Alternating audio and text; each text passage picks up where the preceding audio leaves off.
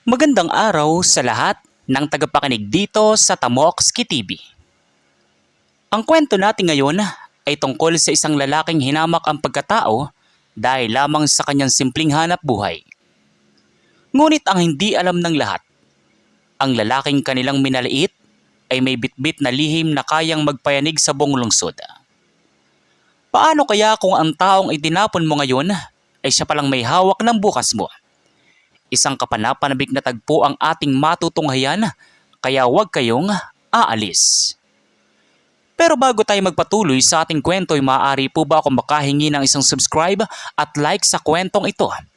At sana po ay dumating sa inyo ang napakalaking blessings.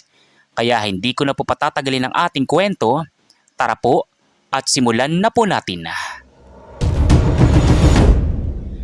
Sa ilalim ng nagbabagang sikat ng araw sa isang maliit na baybayin sa labas ng Maynila, doon matatagpuan si Ronald. Sanay siya sa amoy ng dagat, sa bigat ng lambat at sa gasgas na mga tali sa kanyang mga kamay. Para sa kanya, ang bawat huli ng isda ay katumbas na magandang kinabukasan nila ng kaisa-isang babaeng minahal niya, si Mika. Ngunit ang dalampasigang dating saksi sa kanilang mga pangarap ay naging pook ng isang masakit na pagtatapos. Sabi ko naman sa iyo, Ronald, hindi sapat ang pagmamahal lang. Pagod na akong magbilang ng barya.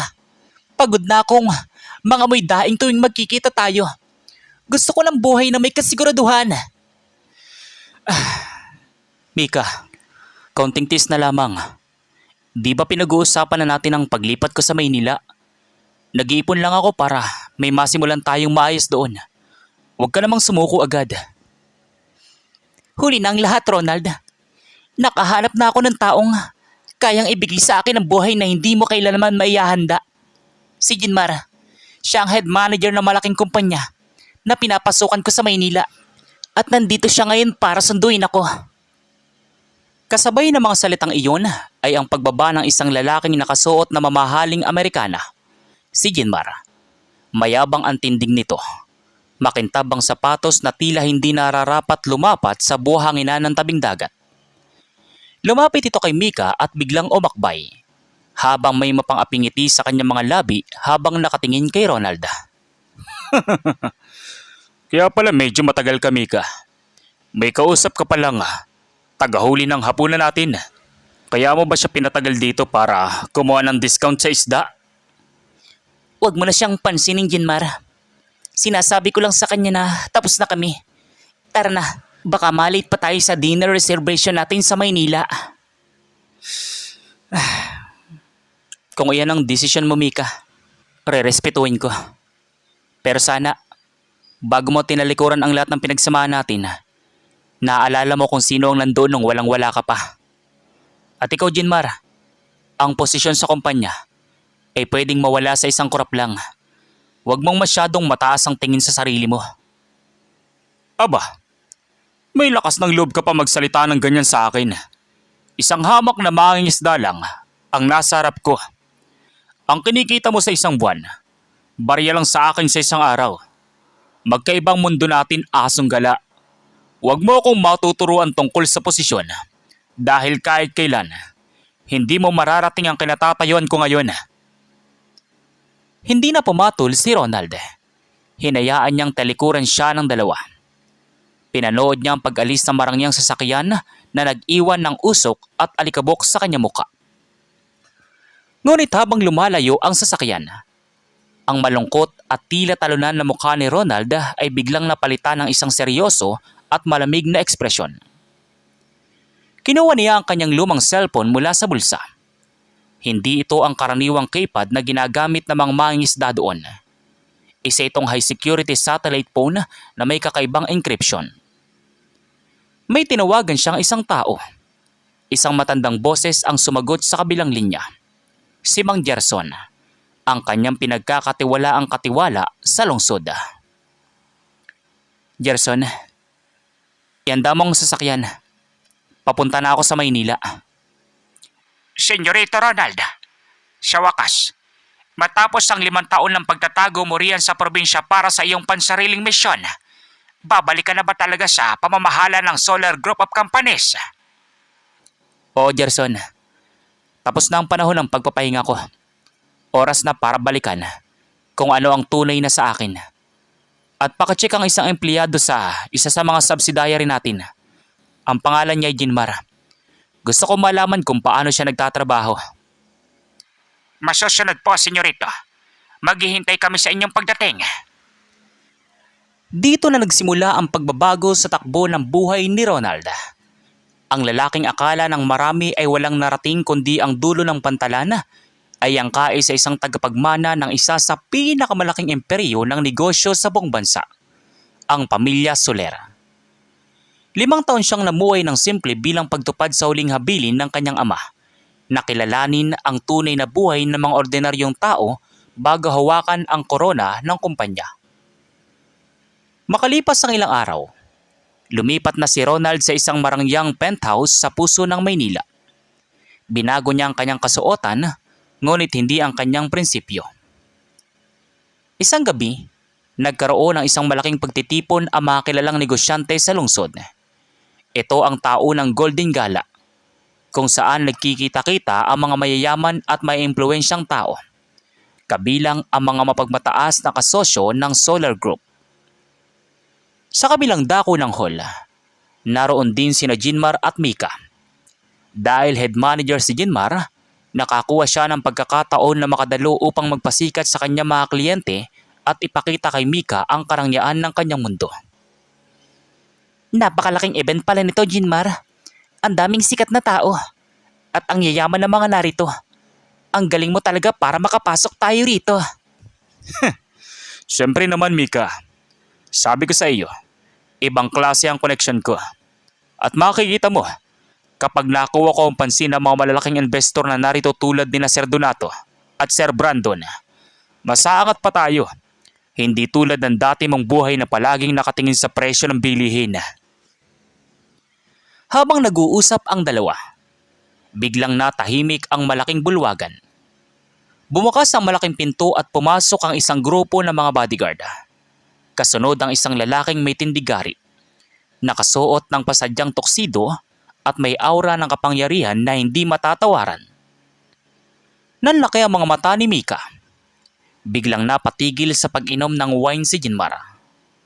Ang lalaking pinagkakaguluhan ngayon ng mga pinakamayayamang negosyante ay walang iba kundi ang mangingisdang itinaboy nila sa dalampasigan, si Ronald. Ngunit bago pa makalapit ang sinuman, sina Sir Donato at Sir Brandon, dalawa sa pinakamayayabang at mapangmaliit na negosyante sa Maynila, ay nagmamadaling lumapit kay Ronald. Yumukod ng bagya at nagsalita ng may labis na paggalang na narinig ng buong silid. Senyorito Ronald, sa wakas, nagpakita na rin kayo sa publiko. Isang malaking karangalan na makasama kayo ngayong gabi, sabi ni Sir Donato. Maya-maya ay sumabad din si Sir Brandon. Oo nga po, senyorito. Ang buong Solar Group ay naghihintay sa inyong opisyal na anunsyo. Kami po ay handang sumunod sa anumang utos ninyo para sa mga bagong proyekto natin. Si Mika ay tila nawala ng lakas. Napakapit sa mesa habang ang kanyang puso ay pumapalag sa matinding gulat at panghihinayang. Si Jinmar naman ay napalulok. Biglang nangatog ang mga tuhod nang mapagtanto kung kanino siya nagmayabang noong nakaraang linggo. Ano kaya ang gagawin ni Ronald ngayong nasa harap na niya ang mga taong nanghamak sa kanya? At ano ang magiging kapalaran ni Jinmar sa kumpanyang pag-aari pala ng lalaking tinawag niyang Asong Gala? Sa gitna ng kumikinang ng mga ilaw ng bulwagan, tila huminto ang mundo para kay Mika at Jinmar. Ang lalaking nakatayo sa harap ng mga bilyonaryo, ang lalaking pinagkakaguluhan at binibigyan ng pinakamataas na paggalang, ay ang lalaki ring pinalayas nila sa dalampasigan na may kasamang panlalait. Si Ronald, na ngayon ay kilala na bilang si Senyorito Ronald Soler, ay nanatiling kalmado habang kausap sina Sir Donato at Sir Brandon. Ngunit ang kanyang mga mata, bagamat may ngiti, ay may talas na kayang makatunaw ng sino mang may itinatagong atraso. Ginmar, hindi ako pwedeng magkamali. Si Ronald yan. Siya yung mangingisda sa probinsya. Paanong naging senyorito siya ng Solar Group? Anong ibig sabihin nito? Hindi. Baka magkamukha lang sila, Mika. Imposible.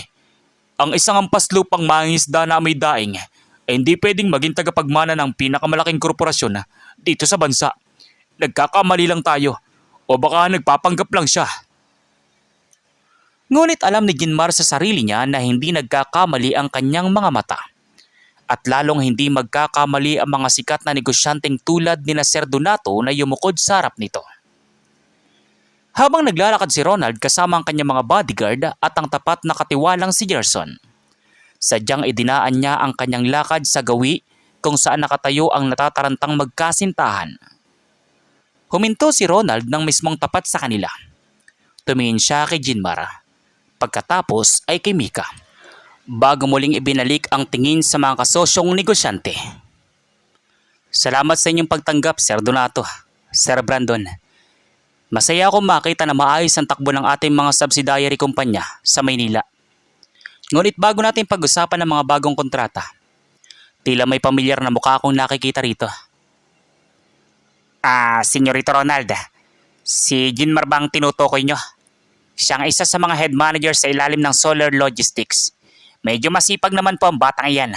Kaya lang ay medyo may kayabangan kong minsan. Bakit po, senyorito? Magkakilala po ba kayo? Magkakilala? Oo, Donato. Nagkita kami kamakailan lang sa isang dalampasigan. Doon ay tinuruan niya ako ng isang napakahalagang leksyon. Ang leksyon kung paano magkaibang mundo namin. Sinabihan niya rin ako na ang isang katulad ko ay hindi kailanman mararating ang tinatayuan niya ngayon. Nang marinig iyon ng buong bulwagan, nagkaroon ng bulungan. Ang mukha ni Sir Donato at Sir Brandon ay biglang nagbago mula sa pagiging masayahin patungo sa matinding galit. Ang sino mang humamak sa pamilya Soler, lalo na sa nag-iisang tagapagmana nito, ay tinuturing na kaaway ng buong industriya. Anong kalakuhan nito, Ginmar? May lakas ka ng loob na magsalita ng ganyan sa mismong may-ari ng kumpanyang kinakainan mo. Sino ka sa akala mo para hamakin ang aming senyorito? Senyorito Ronald, patawad po. Hindi ko po alam. Akala ko po ay isa lamang kayong ordinaryong tao ron sa probinsya. Patawarin niyo po ako. Nagkamali po ako ng pananalita. Huwag niyo po akong tanggalin sa trabaho. Nakasalalay po rito ang pamilya ko. Ronald, galit ka ba sa akin kaya mo ito ginagawa? Bakit hindi mo sinabi sa akin ang totoo? Kung alam ko lang na ikaw ang senyorito, hindi naman ako aalis sa tabi mo. Alam mo kung gaano kita kinalinga nung nasa probinsya ka pa, di ba? Mika, hindi ko kailangan magpaalam kung sino ako para lang mahalin mo ng tapat. Ang pag-ibig na may kondisyon at nakadepende sa laman ng pitaka ay hindi tunay na pag-ibig. At ikaw naman, Ginmar, huwag ka mag-alala. Hindi kita tatanggalin sa trabaho ng ganoon kadali. Masyadong madali ang mawalan lang ng trabaho pagkatapos ng ginawa mo. Talaga po, senyorito. Maraming salamat po. Handa po ako magbago. Handa po akong magsilbi sa inyo. Masyado kang excited, Ginmar. Hindi kita tatanggalin bilang head manager dahil may mas magandang posisyon akong inihanda para sa iyo. Gerson, nasaan ang papeles para sa reassignment ni Ginmar? Ito na po, senyorita. Ang bagong kontrata at paglilipat ng pwesto para kay Ginmar. Binuksan ni Ronald ang folder at ipinakita kay Ginmar. Dahil mahilig ka sa isda at mahilig kang magmayabang sa mga taong nagtatrabaho sa ilalim ng initan, inililipat kita sa pinakamalayong port ng Solar Group sa dulong bahagi ng bansa. Doon, ikaw ang magiging tagabuhat ng mga banyera ng isda mula sa mga bangka patungo sa cold storage. Ang sahod mo, minimum wage, walang allowance, at bawal kang mag-resign sa loob ng 3 taon dahil sa pinirmahan mong lock enclosed sa iyong nakaraang promosyon. Kung lalabag ka, makakasuhan ka ng breach of contract na may multang 5 milyong piso. Napanganga si Ginmar. Ang posisyon na kanyang ipinagmamayabang, ang marangyang buhay na ipinangako niya kay Mika ay biglang naglaho. Mula sa pagiging head manager sa isang air-condition na opisina sa Maynila, siya ngayon ay magiging tagabuhat ng banyera, ang mismong trabahong hinamak niya noon. Si Mika naman ay napatingin kay Ginmar na ngayoy tulala at tila basang sisyo. Napagtanto niya na ang lalaking ipinalit niya kay Ronald para sa pera ay wala na ring halaga ngayon. Ngunit bago pa makabawi ang dalawa sa matinding shock, biglang pumasok ang isa pang karakter sa bulwagan. Isang eleganteng babae na nakasuot ng pulang gown, si Cassandra, ang anak ng pinakamayamang kasosyo ng pamilya Solera. May dala siyang isang balita na hindi inaasahan ng lahat, maging ni Ronald. Senyorito Ronald, mabuti at nahanap kita. May malaking problema sa probinsyang pinanggalingan mo. Ang baybayin kung saan ka nanatili ng 5 taon, binibili ng isang lihim na sindikato at pinalalayasan ang mga mangingisdang tumulong sa inoon. At ang balita, ang utak sa likod ng sindikatong ito ay may koneksyon sa isang tao rito sa loob ng Solar Group. Sabi ni Cassandra. Naningkit ang mga mata ni Ronald. Ang mga mangingisdang itinuring niyang pamilya sa loob ng 5 taon ay nasa panganib ngayon. Sino ang traidor sa loob ng sarili niyang kumpanya na naglakas loob na galawin ang lugar na mahalaga sa kanya? At ano ang gagawin ni Mika at Ginmar upang gamitin ang sitwasyong ito para makaganti kay Ronald? Sa loob ng tahimik na opisina ni Ronald sa itaas ng Solar Tower, maririnig ang mabibigat na yabag ng kanyang sapatos. Kasama niya ang kanyang tapat na katiwalang si Gerson at ang matalinong si Cassandra. Ang hawak nitong papeles ay naglalaman ng mga ilegal na dokumento ng pagbili sa lupain ng mga mangingisda sa probinsya. Hindi ko hayaang sirain nila ang buhay ng mga taong tumulong sa akin nung nagpapakababa ako. Ang dalampasigang iyon ang nagturo sa akin kung paano maging tunay na pinuno. Gerson, nalaman mo na ba kung sinong opisyal ng kumpanya ang pumirma sa mga peking permit na ito? Senyorito Ronald, ayon sa aming investigasyon sa sistema, ang account na nag-aproba ng pondo para sa proyektong ito ay nakapangalan kay Ginmar. Ngunit alam nating lahat na isang head manager lang siya at walang kakayahang maglabas ng ganoong kalaking pera ng walang basbas ng mas mataas sa kanya. Ibig sabihin, ginamit lang si Ginmar bilang pain at panakip butas. May mas malaking isda sa likod nito, Ronald. At ang balita ko, si Ginmar ay nakikipagkita ngayon sa isang lihim na financer sa isang abandonadong bodega malapit sa daungan ng Maynila upang ibenta ang huling piraso ng katibayan laban sa tunay na utak. Habang nangyayari ang pag-uusap na ito, sa isang madilim at maamong sulok ng daungan, naroon nga si Ginmar. Hawak niya ang isang itim na bag na naglalaman ng mga orihinal na titulo ng lupa mula sa probinsya. Kasama niya si Mika, na ngayon ay wala ng marangyang kasuotan, bakas ang takot at pagsisisi sa muka. Ginmar, natatakot ako. Umalis na lang tayo rito. Pwede naman tayong humingi ng tawad kay Ronald. Baka sakaling kausapin ko siya, ay patawarin niya tayo at ibalik ka sa maayos na trabaho. Tumahimik ka, Mika. Si Ronald, hihingan mo ng tawad ng lalaking nagpaya sa akin at nag-utos na magbuhat ako ng mabawang isda habang buhay. Hinding-hindi. Kapag naibigay ko ang titulong ito kay Sir Javier, ang vice-presidente ng Solar Group, makakakuha ko ng 50 milyong piso. Makakaalis tayo ng bansa at hindi na natin kailangan ng awa ng mangingisdang yan. Si Sir Javier, ang vice-presidente ng kumpanya, ang taong matagal nang nag-aambisyon na mapatalsik ang pamilya Solera upang makuha ang buong imperyo ng negosyo. Ginamit niya ang kayabangan at kahinaan ni Ginmar upang isagawa ang kanyang maraming plano sa probinsya. Ngunit bago pa man makarating si Sir Javier sa bodega, biglang bumukas ang malaking pinto. Pumasok ang liwanag mula sa mga headlight ng mga mamahaling sasakyan. Doon, bumaba si Ronald kasama ang kanyang mga tauhan. Magandang gabi, Ginmar. Mika. Makamaaga ang uwi ng mga taga buhat ng isda ngayon at may bitbit ka pang hindi sa iyo. Ronald, paano mo nalaman ang lugar na ito? Huwag kang lalapit. Ang mga dokumentong ito ang sisira sa proyekto ng pamilya mo sa probinsya. Kapag sinira ko ito, mawawala ng bisa ang karapatan ng Solar Group sa daungan doon. Ronald, pilitin mo si Jinmar na tumigil. Nadadamay lang ako rito. Siyang may gustong magiganti sa iyo. Patawarin mo ako, Ronald. Bumalik ka na sa akin. Gagawin kong lahat ng gusto mo. Ibigay mo sa akin ang bag na yan, Jinmar.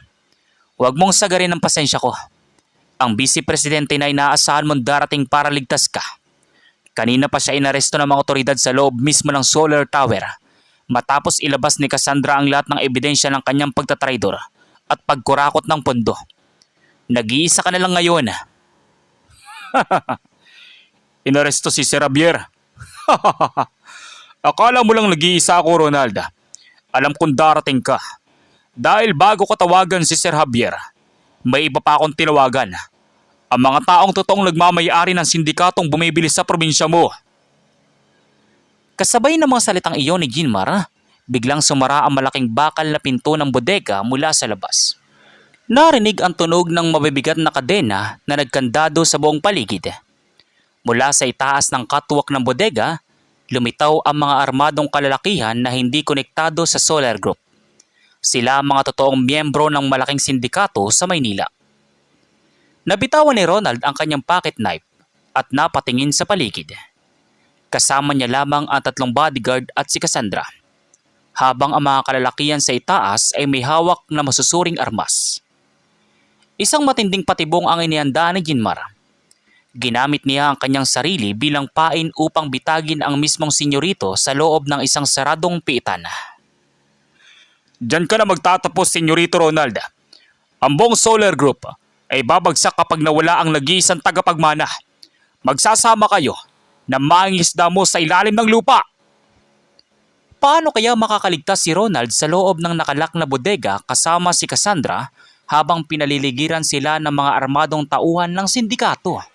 Ano ang gagawin ni Mika ngayon na alam niyang kasama siyang mamamatay sa patibong na ginawa ng sarili niyang kasintahan? Sa loob ng madilim na bodega, maririnig ang alingaw-ngaw ng tawa ng mga tauhan ng sindikato mula sa itaas ng catwalk.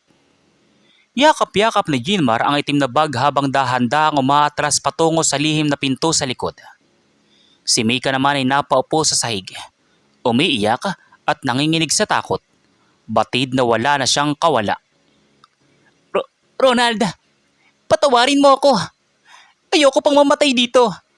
Kasalanan ng Jinmar na itong lahat. Niloko niya lang ako. Ronald, napakarami nila sa itaas. At nakasara ang pangunahing pinto gamit ang makakapal na kadena. May plano ka ba? O oras na para gamitin ko ang aking emergency tracker para tawagin ang mga otoridad? Cassandra, bago dumating ang mga otoridad, tapos na ang palabas. 5 taon ako nakipagbuno sa mga naglalaki ang alon sa dagat. Nakipagpatayan ako sa bagyo gamit lang ang 2 kong kamay. Ang mga taong iyan, akala nila ay hawak nilang sitwasyon dahil lang nasa itaas sila. Gerson, patayin ang main power grid ng bodega. Masusunod, senyorito. Sa isang saglit, biglang nabaon sa kabuang kadiliman ang buong bodega. Ang mga tauhan ng sindikato sa itaas ay nagkagulo. Hindi sila makakita at ang kanilang mga armas ay walang silbi kung wala silang matarget. Ngunit para kay Ronald, ang kadiliman ay isang pamilyar na kaibigan. Katulad ng gabi sa gitna ng laot kung saan tanging pakiramdam at pandinig ang iyong gabay. Maririnig ang mga kalabog sa dilim. Isa-isang bumabagsak ang mga tauhan ng sindikato mula sa itaas ng catwalk habang mabilis at tahimik silang pinatutumba ng mga bodyguard ni Ronald at ng mismong senyorito gamit ang mga natutunan nilang self-defense taktika. Nasaan siya? Magpaputo kayo! Huwag niyong hahayaang makalapit! Natatarantang sabi ng leader ng sindikato. Isang malakas na sipa ang tumama sa panga ng pinuno ng mga kalalakihan. Nang muling bumukas ang emergency na ilaw pagkalipas ng 2 minuto, ang 15 armadong lalaki ay nakaandusay na sa sahig. Lahat ay walang malay at napasuko nang hindi man lang nakakapag-ingay ng kanilang mga kagamitan. Nakatayo si Ronald sa gitna. Maayos pa rin ang tindig. Bagamat medyo may gulo ang buhok, tumingin siya sa dulo ng bodega kung saan papalabas na sana si Ginmar. Ngunit bago pa man mabuksan ni Ginmar ang pinto, hinarangan na siya ng 3 lokal na mangingisda mula sa probinsya. Sina Mang Tomas at ang kanyang mga anak na dinala pala ni Ronald bilang mga saksi at backup. Akala mo ba makakatakas ka pagkatapos mong subukang agawin ng aming kabayan? Nakalimutan mo yata, manager. Ang dalampasigang hinamak mo noon ay may mga taong handang lumaban para sa aming senyorito. Hindi. Paano? Paanong nandito kayo? Ronald, maawa ka. Huwag mo ko saktan. Ibibigay ko ng mga titulo. Sa iyo naman talaga ito. Ginamit lang ako ni Javier. Hindi kita sasaktan, Ginmar. Sabi ko sa iyo, ang hustisya ko ay hindi marahas. Ngunit ito ay tiyak. Ang mga dokumentong ito ay sapat na para mabilanggo ka ng habang buhay dahil sa kasong economic sabotage, falsification of documents, at illegal trespass. At ang mas masakit para sa iyo, ang kumpanyang pinagtatrabuhan mo, ang Solar Group, ang siyang tatayo bilang pribadong taga-usig laban sa iyo. Ronald, nakita mo naman, wala akong ginawa, di ba? Sumama lang ako sa kanya dahil tinakot niya ako. Pwede ba tayong magsimula muli? Kahit doon na lang ulit tayo sa probinsya.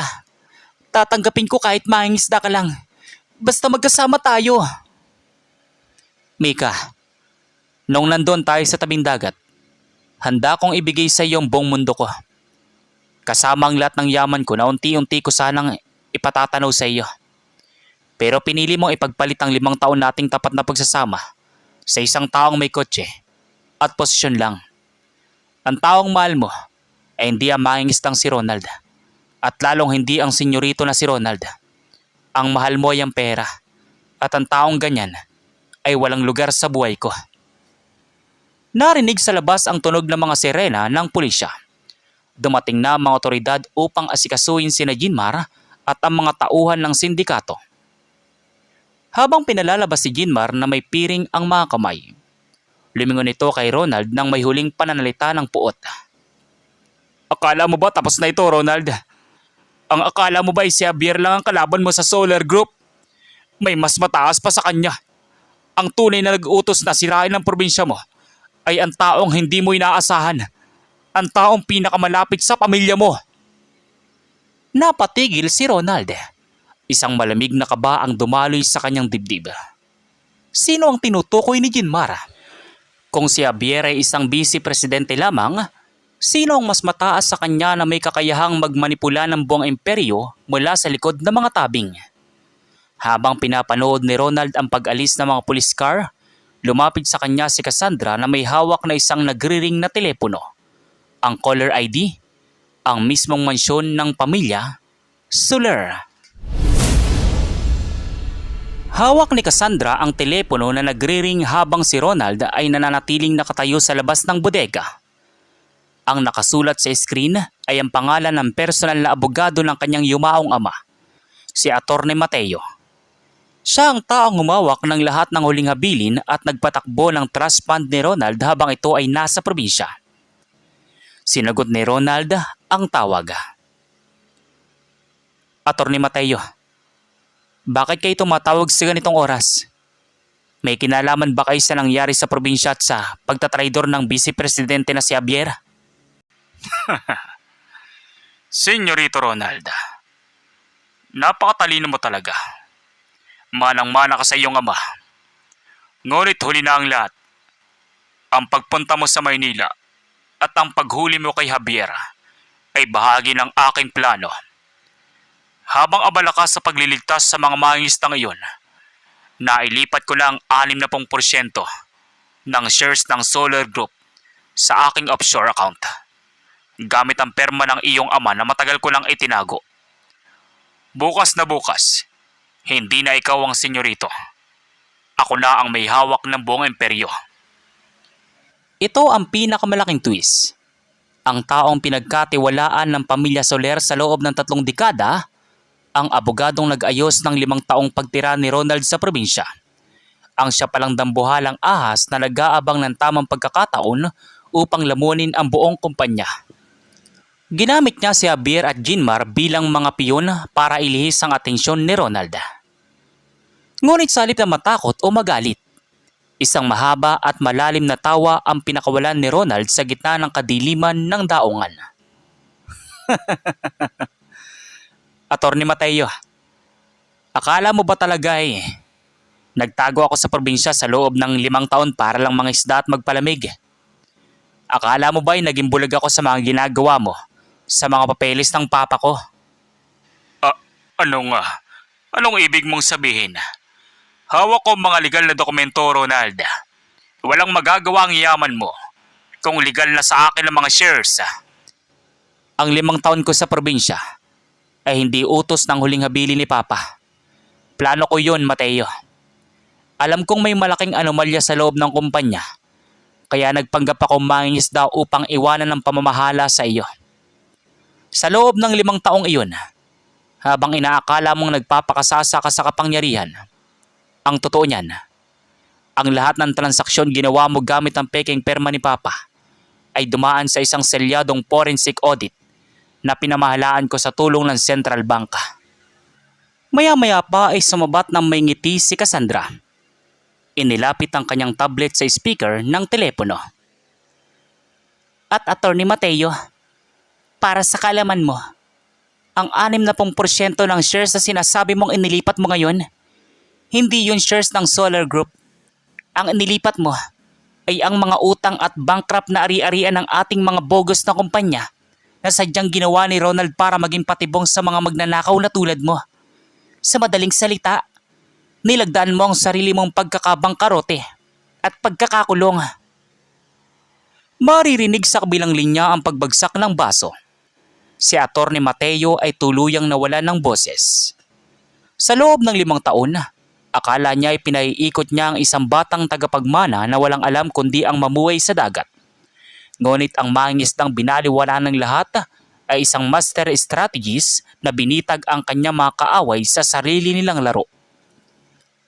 Kinabukasan, naging laman ng mga balita ang pagbagsak ng kilalang abogado at ng vice-presidente ng Solar Group dahil sa malaking kaso ng pandaraya at perjury.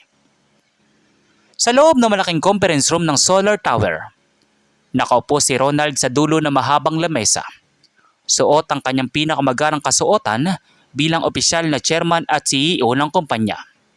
Kasama niya sina Cassandra, Gerson at ang mga kinatawan ng mga mangingisda mula sa probinsya na ngayon ay binigyan niya ng permanenteng karapatan sa daungan at pondong pangkabuhayan. Habang nagpupulong, may kumatok sa pinto. Pumasok ang isang security guard. Senyorito Ronald, may isang babae po sa ibaba. Ang pangalan po ay Mika. Umiiyak po at nagmamakaawa na makausap kayo kahit 5 minuto lang daw po. Sabi niya ay nagugutom na siya at wala na siyang matuluyan matapos bawiin ng bangko mga ari-arian ni Jinmar. Tumingin si Ronald kay Gerson at Cassandra. Walang galit sa kanyang mga mata, kundi isang malalim na pagtanggap na ang bawat tao ay may kanya-kanyang ani sa kanilang itinanim. Bigyan niyo siya ng sapat na pamasahe pabalik sa kanyang probinsya at bigyan niyo ng kaunting pagkain. Ngunit sabihin mo sa kanya, huwag na siyang babalik sa gusaling ito at huwag na niyang hahanapin ang mangingisdang si Ronald dahil ang Ronald na kilala niya ay matagal nang nalunod sa dagat ng kanyang ambisyon. Masusunod po, senyorito. Dito nagtapos ang paglalakbay ng ating senyorito. Natutunan natin sa kwentong ito na ang tunay na halaga ng tao ay hindi nasusukat sa mamahaling sasakyan, posisyon sa kumpanya o sa kinang ng salapi. Dahil ang taong marunong magpakumbaba at may tapat na puso, kahit pa siya ay itinapon sa pinakamalalim na bahagi ng dagat, ay palaging aahon at aahon upang maging pinuno ng kanyang sariling tadhana. Maraming salamat sa inyong walang sawang pakikinig dito sa Tamokski TV. Sana ay kapulutan ninyo ito ng aral at huwag kalimutang i-share ang kwentong ito sa inyong mga mahal sa buhay. Hanggang sa muling kwentuhan, mag-ingat po kayong lahat at pagpalain ng may kapal. So once again, inuulit ko pong muli. Ako po si Tamokski TV. Kita-kita po tayong muli sa mga susunod pa nating maraming mga kwento. Thank you and God bless you all. Peace out.